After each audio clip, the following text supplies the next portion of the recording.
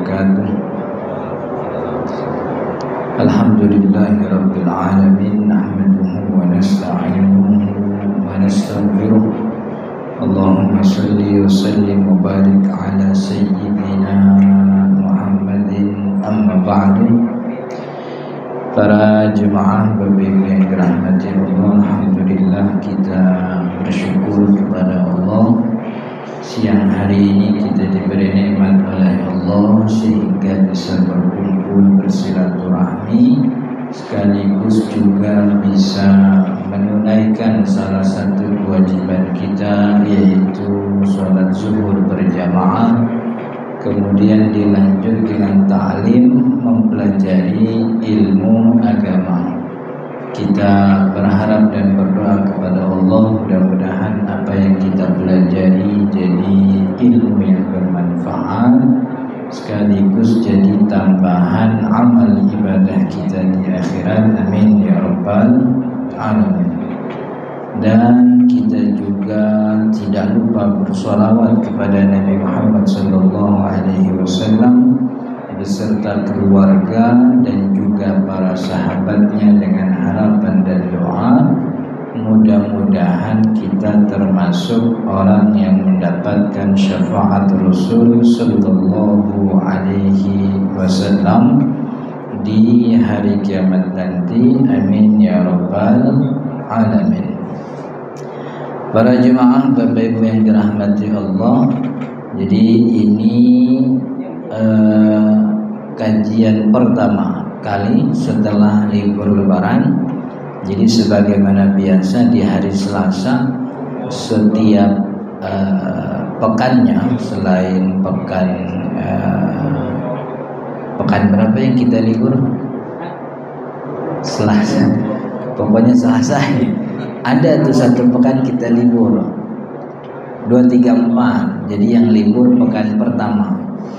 Jadi kita sebagaimana biasa mempelajari kitab fikih. Alhamdulillah di sebelum lebaran kita sudah bahas tentang rukun sholat gitu. Jadi insya Allah nanti kita akan teruskan, kita nggak bakal balik lagi gitu. Jadi nggak bakal balik lagi, suara kalau balik nggak beres-beres entar gitu. Karena ada masjid yang kalau baca kitab fikih dari dulu bab toharohnya nggak beres-beres gitu. Soalnya bab toharoh belum beres udah libur lebaran gitu. Habis libur lebaran pengurusnya ganti, ustadznya ganti lagi. Akhirnya ustadz baru masuk, bukanya bab air lagi gitu. Akhirnya masjid tuh becek mulu, kagak beres-beres. Soalnya bab toharohnya ganti-ganti. Akhirnya masalah zakat nggak ngerti. Banyak terjadi kesalahan dalam pelaksanaan ibadah zakat. Bil khusus zakat fitrah itu yang kemarin. Dan ya, banyak para jemaah yang kagak mengerti tentang pembatal puasa dan sebagainya. Jadi insya Allah nanti di pertemuan akan datang kita mulai kembali dengan bab sunnah sholat. Kita teruskan apa yang sebelumnya sudah kita pelajari. Nah, karena ini pertemuan perdana dan ini juga masih bulan Syawal. Ini Syawalnya tanggal 18. Kalau yang lebarannya Sabtu. Kalau yang lebarannya Jumat, ini Syawal udah 19. Jadi salah satu hukum syariat yang ada pada bulan Syawal itu adalah sunnah puasa Syawal 6 hari. Dan ini hukumnya sunnah. Jadi kesunahan ini tetap ada sampai Syawalnya selesai. Jadi kalau sekarang tanggal 18, yang lebarannya Sabtu 18, yang lebarannya Minggu, yang lebarannya hari Jumat tanggal 19, kira-kira masih ada 10 hari lagi untuk bisa menyelesaikan ibadah puasa Syawal. Dan ini sebenarnya ibadah Syawal ini kemuliaan yang Allah berikan bagi kita. Karena salah satu kemuliaan yang Allah tidak kasih kepada kita umat Nabi Muhammad adalah kemuliaan umur panjang. Umat kita nggak punya, Nabi Muhammad nggak punya, umatnya juga nggak punya. Dan ini Allah berikan kepada umat-umat terdahulu. Maka umat-umat terdahulu tuh umurnya panjang-panjang, kan ya? Mirip-mirip sama nabinya. Nabinya umur 200 tahun, umatnya mirip-mirip segitu, kan ya? Yang paling panjang itu kan Nabi Nuh alaihissalam, 1000 sekian ratus tahun begitu. Waktu itu kita pernah dengar Nabi Ibrahim itu umurnya 100 sekian tahun itu. Disunatnya umur 80 tahun, kan ya? Itu 80 tahun Nabi Ibrahim tuh jatuhnya bocah kalau di kita ya, soal umur panjang. Jadi apa namanya, ini kemuliaan yang Allah nggak kasih kepada kita, tapi Allah berikan kepada umat terdahulu itu kemuliaan umur panjang. Jadi umat-umat terdahulu tuh kalau 200 tahun kerjaannya ngegosip, dia masih punya stok 500 tahun buat tobat gitu. Kalau kita nggak punya. Umur umat Nabi Muhammad tuh kata Nabi Muhammad SAW antara sitin ila sab'in, antara 60 sampai 70 tahun aja gitu. Jadi orang kalau udah 60 dia udah siap-siap gitu. Udah 70 tahun lewat batas tuh bonus tuh gitu. Jadi 60 sampai 70 tahun. Malah kalau kita ngikutin Nabi Muhammad SAW, Nabi Muhammad tuh 63 tahun. 63 tahun tuh Qamariyah itu. 63 tahun itu Qamariyah, hitungan bulan. Hitungan matahari itu Masehinya tuh 60 tahun sekian bulan. Jadi kalau kita sekarang tinggal ngukur aja umurnya umat Nabi Muhammad itu mirip kayak Nabi Muhammad. Kalau kita sekarang 30 tahun berarti ada sisa 33 tahun lagi gitu. Jadi kudu banyak-banyak ikut majelis taklim, kudu banyak-banyak sholat berjamaah, rajin sedekah, ikut pengajian. Kalau di pengajian ustadznya rada kagak enak ngomongnya, nyakitin hati, biarin. Emang itu namanya obatnya lagi kerja gitu. Kita kalau punya penyakit hati dinasehatin rada ngerentek tuh di hati tuh lagi super tetranya lagi jalan gitu kan gitu. Ibarat orang punya koreng. Itu koreng kalau ditetesin betadin kan sakit itu. Emang ada lukanya. Hati kalau punya penyakit dinasehatin rada ngerentek, nah itu emang penyakit itu super tetranya lagi kerja atau lagi jalan. Biar ntar gak lama-lama sembuh gitu. Jadi jangan ustadznya yang malah diomelin begitu. Dia kagak demen nama ustadznya dicoret. Ustadz siapa sih? Jangan lagi lah gitu. Kagak demen lu gitu. Dia yang punya penyakit hati jangan ustadznya yang diomelin. Jadi begitu, kalau kita umur 40 tahun berarti 23 tahun lagi. Ingat langit Nabi Muhammad umur segitu, ya umatnya mirip-mirip. Apalagi kalau kita udah 62 tahun 11 bulan, nah itu tinggal sebulan lagi tuh. Kalau begitu tuh nggak boleh ada pantangan tuh, makan enak, jalan-jalan gitu. Sebulan lagi soalnya seneng-senengin gitu. Jadi karena umur kita ini pendek, maka satu kemuliaan yang Allah berikan, bahwa Allah memberikan kita kemudahan untuk dapat pahala, supaya keburukan-keburukan kita ini bisa kekejar sama kebaikan kita. Karena umurnya pendek, maka pahala umatnya Nabi Muhammad itu gampang, mudah, panjang. Kayak kemarin Lailatul Qadar tuh Nabi Muhammad dan Allah dalam Al-Quran, Lailatul Qadri khairun min alfi syahr. Oh, Lailatul Qadar itu lebih utama ibadah di dalamnya daripada ibadah 1000 bulan. 1000 bulan tuh 83 tahun 4 bulan. Jadi coba bayangin, untuk hidup 83 tahun tuh nggak ada yang jamin. Tapi kalau kita ibadah pas kebetulan malam Lailatul Qadar, pahalanya sama seperti orang beribadah 83 tahun 4 bulan. Umur belum nyampe, pahalanya udah dapat. Ya kan? Ya jangankan kan 83 tahun, semenit 2 menit lagi kita masih hidup apa enggak kan nggak ada yang tahu itu. Ya kan, siapa tahu ntar naik ke kantor ke atas naik lift atau kejepit di lorong lift kan gitu, kayak yang di TV itu kita nggak tahu itu umur, nggak ada yang tahu. kan ya. Tapi umat Nabi Muhammad digampangin pahalanya. Baca ibadah, pengerjain ibadahnya enteng, murah, bahkan gratis, nggak bayar, gampang, nggak susah, cepat, tapi pahalanya panjang, bahkan melebihi umurnya. Kata Nabi Muhammad, orang yang baca Quran 1 huruf aja pahalanya 10 kali lipat. 1 huruf 10. Dia Nabi Muhammad mengatakan, saya nggak bilang alif lam mim 1 huruf, tapi alif 1 huruf, lam 1 huruf, mim 1 huruf. Berarti alif lam mim 30 itu pahalanya. Jadi kalau memang lagi rada malas begitu tapi pengen dapat pahala, alif lam mim ulang-ulang. Alif lam mim, alif lam. Itu 30 tuh. Itu diulang 3 kali udah 90 gitu. Lumayan itu. Niatin baca Al-Qur'an. Jadi umat Nabi Muhammad gampang. Bahkan belum ngerjain aja udah dapat pahala.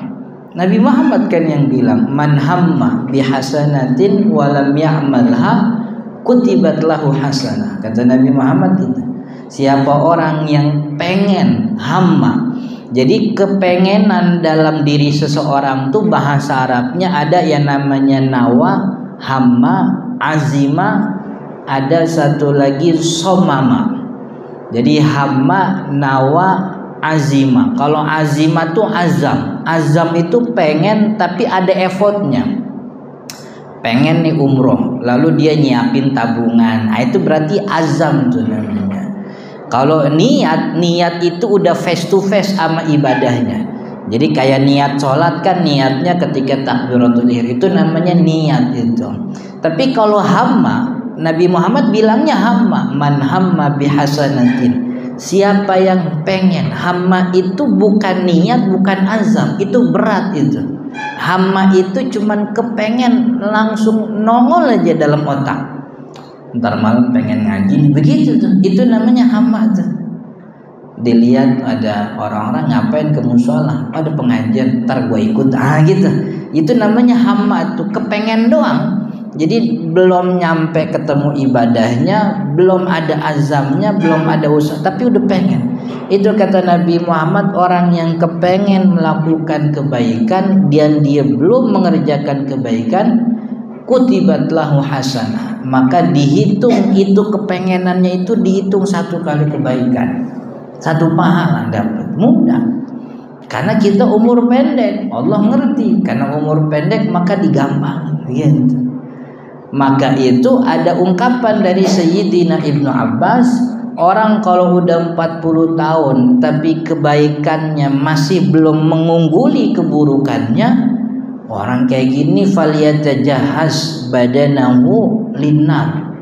Kekerin badannya buat masuk api neraka, gitu maksudnya bahasa gitu.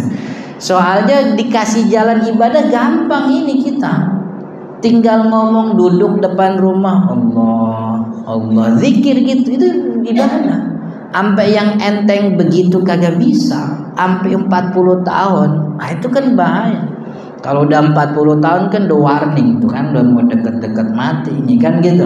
Jadi kata Sayyidina Ibnu Abbas, bahkan banyak ulama bilang ini perkataan Ibnu Abbas nih levelnya naik jadi hadis Nabi, marfu'. Ada yang menaikkan perkataan Ibnu Abbas ini sebagai perkataan Nabi Muhammad, menjawazal arba'in. Ini di kitab-kitab tasawuf banyak.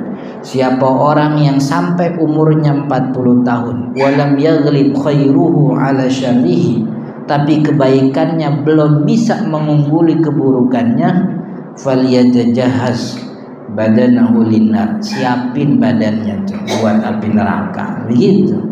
Soalnya dikasih ibadahnya mudah, gampang. Jadi kalau 40 tahun masih main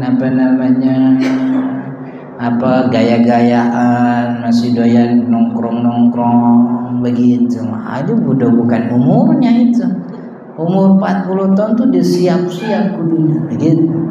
Jadi pengen aja dapat pahala. Tapi kalau dia ngerjain itu ibadahnya, kutibat lahu bi asyri amsalihah. Orang kalau ngerjain ibadah maka dilipat gandakan kebaikannya 10 kali lipat. Dalam hadis lain itu kebaikan 10 bahkan tidak terhingga. Jadi digandakan pahalanya 10 kali tapi defaultnya itu apa namanya sih, standar umumnya ibadah kita tuh dikalikan 10 semuanya, bahkan tidak terhingga. Ini untuk beberapa ibadah tidak terhingga. Tapi sebaliknya, man hamma bisayyi'atin, siapa orang pengen ngerjain keburukan, walam ya'mal biha, dan dia belum ngerjain keburukan, lam tuktab lahu sayyi'ah, lam tuktab alaihi sayyi'ah, enggak ditulis bagi dirinya keburukan. Kalau cuman pengen doang mah enggak. Dapat nih informasi, wah ada lebaran Betawi ini gitu, di Condet. Biasanya sih ada dangdut, iya namanya lebaran emang, malamnya biduan juga yang nanya gitu. Dateng mulai dangdutan gitu. Kali biduannya sekarang malah ada bening kan, datang tuh udah pengen, tiba-tiba malam males, males lah gitu. Dilihat ntar hujan, males lah itu. Itu niat pengen ke maksiat nggak dihitung sebagai dosa, kagak jadi ya udah nggak ada masalah gitu. Tapi kalau kagak jadi ngerjain maksiatnya karena takut sama Allah, jadi pahala gitu. Udah niat nih, mau main dah gitu, mau ngeliat ini nih gitu. Tiba-tiba datang waktunya, hatinya bergetar, tiba-tiba badannya menggigil, takut. Ini gue kalau gini ntar mati tengah jalan mau maksiat gitu. Jadi orang ini meninggalkan kemaksiatan karena takut sama Allah, dapat tuh pahala, dapat pahala. Jadi itu umat Nabi Muhammad begitu, umurnya pendek tapi pahalanya panjang. Termasuk ini puasa Syawal nih. Kalau emang masih punya kesempatan, artinya badannya masih sehat begitu, kegiatan nggak terlalu sibuk, artinya kalau ini kerjaan begini nih sama puasa mah bisa lah gitu.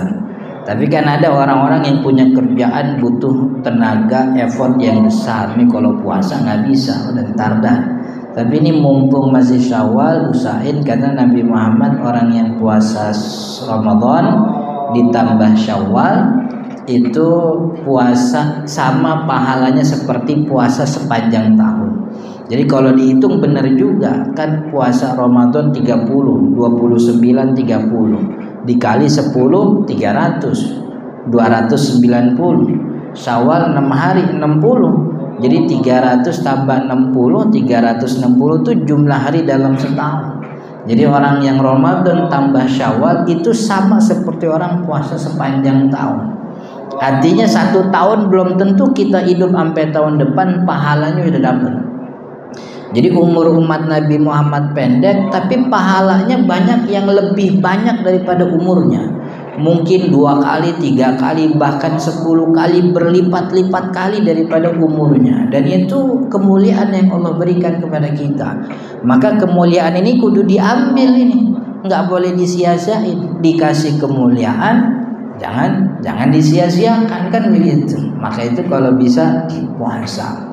Nah di bulan Syawal juga memang biasanya ada tradisi halal bihalal. Di Indonesia ini kebanyakan kita, ini halal bihalal ini bahasa Arab yang orang Arab aja kagak ngerti artinya apaan itu halal bihalal. Emang kagak ada itu di Arab, di kita doang gitu. Mau nyari hadisnya kagak ketemu, ayatnya juga kagak ada, contoh bahasa orang Arab kagak bakal nemu tuh halal bihalal, cuman orang kita doang. Ini bahasa Arab yang orang Arab sendiri kagak ngerti artinya apa gitu. Tapi halal bihalal ini memang tradisi yang baik, karena halal bihalal ini kalau kita lihat secara bahasa, halal itu adalah kata masdar. Masdar itu bahasa Arab adjektif, kata sifat, atau juga bisa dikatakan ya kata sifat dari kata kerja yang namanya ahalla. Ahalla itu artinya membolehkan. Membolehkan itu maksudnya memberikan jalan. Memberikan jalan itu artinya meluaskan. Meluaskan itu memberikan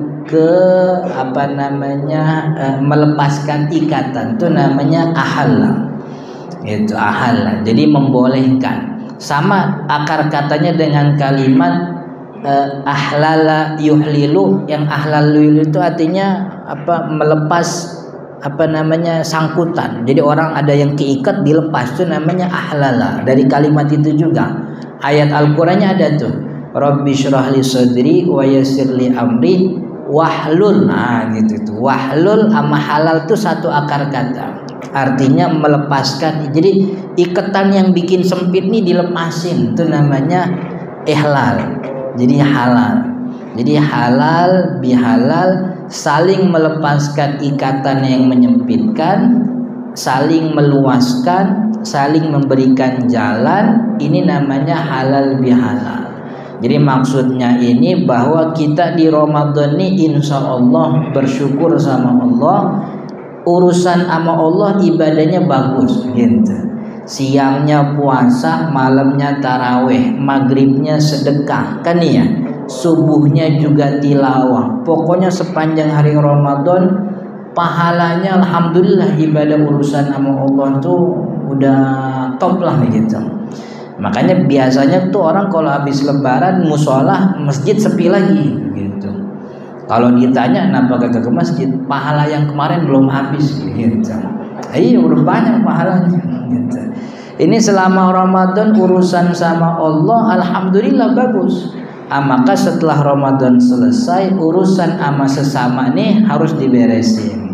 Maka dibuatlah namanya event halal bihalal, saling memaafkan, saling meluaskan. Yang beku kita cairin, yang mampet kita lancarin, yang terputus kita sambungin, yang terurai kita ikat lagi supaya nyambung itu hubungannya, supaya tidak ada lagi saling dendam, saling sakit hati. Halal bihalal gitu. Jadi kalau ditanya boleh apa enggak, ya boleh, karena urusan nama bisa macam-macam gitu. Karena jangan terpaku dengan namanya. Namanya emang kagak ada di Al-Quran, namanya kagak ada di hadis Nabi, cuman isinya sesuai dengan ruh syariat. Ya kan kadang juga kita di HP kita nih namanya Joni, tutup pas ditelepon yang ngangkat perempuan kan gitu. Kadang-kadang namanya siapa gitu. Biasanya supaya bininya kagak namanya mah Joni gitu, pas ditelepon perempuan, rupanya Dina kan. Jadi namanya bisa macam-macam, tapi isinya sesuai dengan ruh syariat maka sah saja. Jadi tradisinya emang dulu nih yang saya dengar bahwa halal bihalal nih yang mula-mula ini Soekarno katanya, Bung Karno. Jadi setelah penjajahan selesai, Indonesia merdeka, Soekarno ingin melakukan apa? Konsolidasi, rekonsiliasi, menyatukan semua elemen bangsa.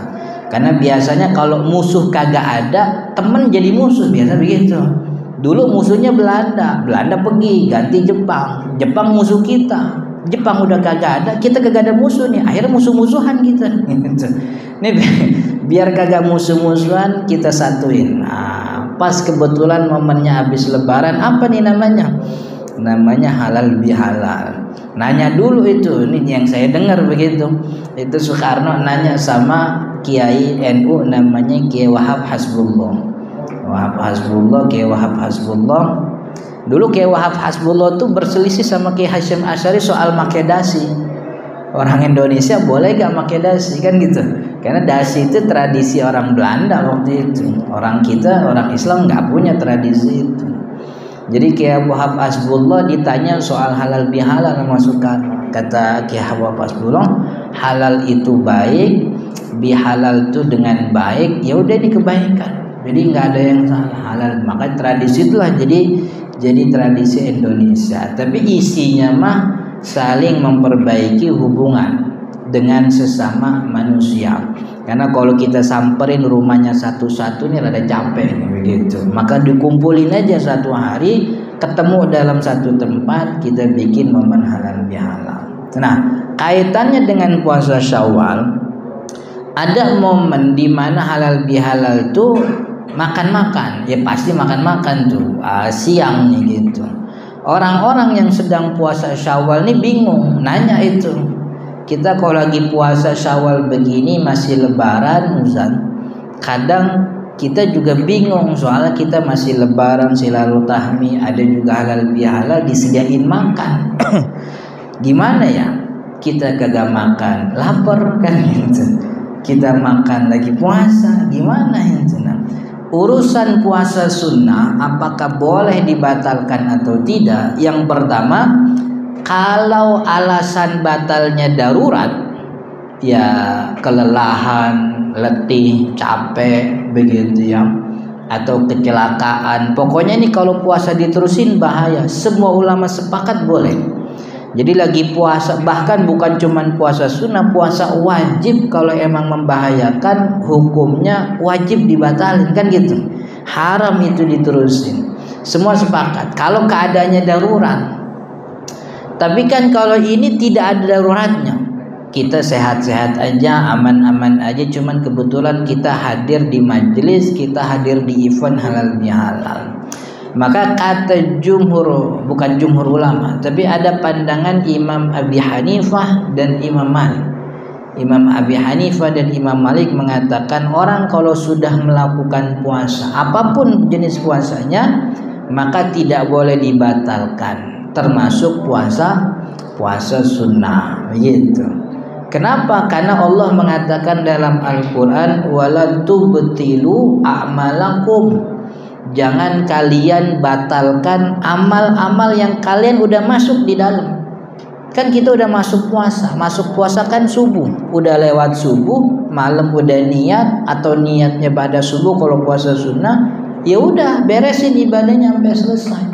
Wa atimmus syiyama ilal lail, terusin puasanya sampai maghrib datang. Jangan dibatalin gitu.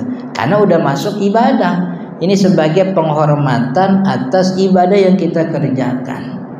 Maka kalau udah masuk puasa jangan dibatalin. Apapun alasannya. Yang penting bukan darurat. Kalau darurat batalin. Tapi ini nggak ada daruratnya kan ya. Masa apa ya cuman kita gara-gara nggak makan jadi kita kagak dapat gaji kan enggak. Gara-gara kita nggak makan dicoret dari grup WhatsApp kan kagak. Dikeluarin dari grup WhatsApp gara-gara nggak makan. Jadi nggak ada daruratnya. Dan dulu ternyata ada istri Nabi Muhammad SAW 2 orang, namanya Sayyidah Aisyah dengan Sofia. Itu pernah puasa sunnah, kalau nggak salah hari Senin. Kemudian ketika hari Senin puasa sunnah, datang tamu bawa makanan. Akhirnya karena ada makanan dan itu puasa sunnah, dia anggap nggak ada masalah. Akhirnya Sayyidah Aisyah dengan Sofia makan gitu. Ketika Nabi Muhammad datang, dia lihat ada makanan, ditanya dari siapa, dari tetangga kita, terus dia cerita, awalnya kita puasa berdua, cuman karena ada makanan kita makan, puasa kita puasa sunnah. Kata Nabi Muhammad, iqdiya yauman makana, kodok nih puasa sunnah yang ini, kodok di hari yang lain. Oh berarti nggak boleh tuh asal batalin. Kalau seandainya boleh batalin, Sayyidah Aisyah sama Sofia ini nggak bakal disuruh kodok. Tapi kata Nabi Muhammad, ganti ya, kamu udah puasa dari pagi terus batal, ganti ya nanti di hari yang lain. Begitu. Ini kata Al-Malikiyah dan Al-Hanafiyah. Tapi kata madhab Imam Syafi'i, orang yang kalau puasa sunnah itu ada hadis lain selain hadis yang tadi. Ada hadis Nabi Muhammad yang mengatakan as-shaimul mutatawwi aminu nafsi. Orang yang puasa sunnah itu penjaga dirinya sendiri. Insya'a aftar wa insya'a soma. Kalau mau batalin, kalau mau puasa terusin gak apa-apa. Jadi kita ini penjaga puasa kita sendiri kalau puasa sunnah. Jadi puasa sunnah itu tidak diserahkan kepada siapa-siapa, serahnya kepada kita. Mau terusin boleh, mau batalin nggak apa-apa karena puasa sunnah begitu. Adapun perintah ini Nabi Muhammad kepada Sayyidah Aisyah dan Sofia, ini perintahnya karena ada hadis ini, perintahnya kita turunin jadi perintah sunnah. Toh puasanya juga puasa sunnah, maka perintah gantinya itu juga bukan kewajiban, ini hukumnya sunnah. Karena yang namanya puasa sunnah, jangankan udah ngerjain, dari awal kagak mau ngerjain kan juga kagak dosa gitu. Kenapa tiba-tiba jadi bermasalah kalau udah dibatalin? Jadi Imam Syafi'i mengatakan tidak ada masalah orang yang puasa sunnah kemudian membatalkan, karena puasa sunnah dijaga oleh dirinya. Dia pengen terus dapat pahala, terusin, mau pahalanya berhenti batalin nggak ada masalah gitu. Jadi memang antara ulama ini ada yang mutlak maksiat itu batal nggak boleh, ada yang mengatakan nggak ada masalah. Nah kalau saya ini lebih lebih milih untuk meninjau kondisi. Kalau kita justru dengan nerusin puasa nih menyakiti tuan rumah, sahibul hajat ini, dia udah nyiapin, dia dengar kita mau datang, dia beli ayam, dia beli daging, dia panggil tukang masak, kemudian kita nggak makan, tuh kan nyakitin, kecewa. Padahal salah satu kewajiban sesama muslim itu apa? Idkhalus surur, mengembirakan hati sesama muslim itu kewajiban. Itu kewajiban kita. Ini ada kewajiban puasanya sunnah, maka dahulukan kewajiban makan dah gitu. Toh puasanya sunnah, karena kalau nggak makan nih nyakitin kan kasihan. Emang dia masak nih buat kita begitu. Dia masak buat kita. Ya tentu beda cerita kalau event besar yang hadir 1000 orang, yang puasa cuman kita doang satu kan gitu. Kan nggak ada urusan kalau kita nggak makan, yang lain kan makan gitu. Jadi tuan rumah nggak ngerasa sakit hati karena banyak lain yang makan. Ini kalau emang tamunya cuman kita istri anak kita 2, kita telepon, cing besok mau lebaran nih gitu. Ini karena punya utang jasa sama adiknya, ini kan orang tuanya yang mau datang nih, akhirnya dia masuk nih, datang ini ponakannya dimasakin macam-macam, kita nggak makan kan sakit hati. Maka daripada meneruskan ibadah yang sunnah tapi mengabaikan yang wajib, mending makan gitu. Tapi kalau kondisinya berbeda, artinya kita nggak makan, tuan rumah juga nggak kenapa-napa, orang kagak ada apa-apa yang disiapin, nyiapinnya cuma nastar doang kan ya. Dia datang kagak datang, nastar emang udah ada di situ dari kemarin gitu. Nastar, kue apa namanya kacang sama ketapang gitu, sama kongguan yang isinya rengginang gitu. Ini kan emang udah siap dari dulu, udah nggak ada masalah udah. Ente datang kagak datang nih kongguan emang begini isinya gitu. Jadi nggak usah ngerasa kagak enak gitu. Aduh, cing aja nih kagak enak saya nih. Saya sebenarnya puasa gitu. Cuman ngeliat kongguan jadi ngiler nih gitu. Itu urusan dia. Cuman ini tidak menghormati ibadah. Penghormatan kita kepada tuan rumah cukup dengan mendatangi, memberikan haknya. Karena makan memang tidak disediakan khusus, maka tinggal kita berposisi untuk penghormatan kita kepada syariat. Maka terusin puasanya gitu. Jadi lihat lihat kondisi. Jadi kalau emang ini nyakitin tuan rumah, batalin. Tapi kalau emang tidak, terusin puasanya begitu.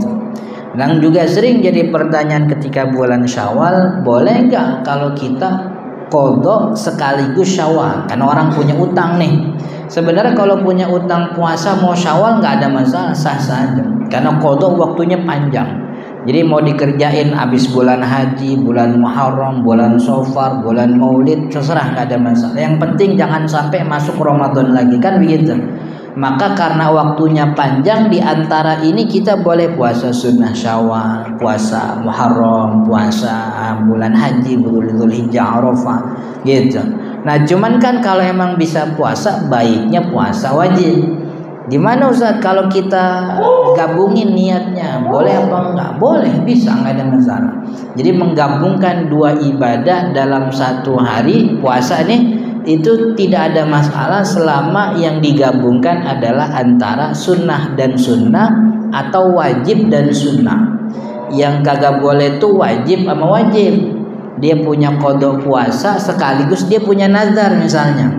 Dulu pernah nazar nih, kalau anaknya lulus dengan nilai sekian, saya nazar saya mau puasa.